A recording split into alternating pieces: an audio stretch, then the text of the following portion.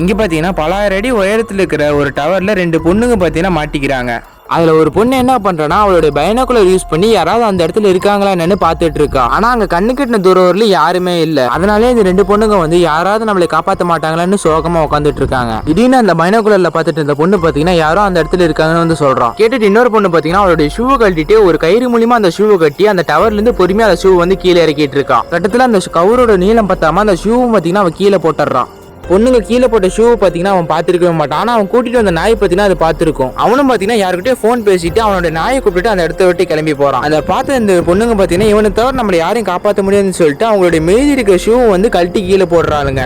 ஆனாலுமே இவன் வந்து போன் பேசிட்டே இருக்கிறதுனால அவனுக்கு வந்து எதுவுமே தெரியல. அப்போ ஒரு பொண்ணு என்ன பண்ணுவானா பிளேர் கன் எடுத்து ஃபயர் பண்ணலான்னு பாப்பான். இன்னொரு பொண்ணு வந்து அதை தடுத்துருவா. எதனாலனா டே டைமா இருக்கிறதுனால அந்த பிளேர் கனோட வெளிச்சம் வந்து தெரியாதுன்னு சொல்லுவான். இந்த ரெண்டு பொண்ணுக்குமே அவனை வந்து விடாம எங்க போறான்னு வந்து பார்த்தா அவன் வந்து நைட் அந்த இடத்துல தான் தங்குவான் வந்து தெரிஞ்சுக்கிறாங்க. அடுத்ததான் நைட் ஆனதுக்கு அப்புறமேட்டு ஒரு பொண்ணு என்ன பண்ணுவானா அவளுடைய ஃபிளார் கன்னை வந்து ஃபயர் பண்ண இப்போ வந்து வெளிச்சம் தெரியணும் வந்து ஃபயர் பண்ணுவா. இவன் ஃபயர் பண்ண உடனே அந்த கீழே இருந்தவன் வந்து அதை பாத்துறான். அந்த பொண்ணுங்க ரெண்டு பேருமே லைட் அடிச்சுக்கிட்டு எங்களை வந்து காப்பாத்துங்கன்னு வந்து கத்திட்டு இருக்காங்க. அவன் பாத்தீங்கன்னா அந்த ரெண்டு பொண்ணுங்களுமே காப்பாத்தாம அந்த இடத்த விட்டு அவன் கிளம்பி போயிடுவான்.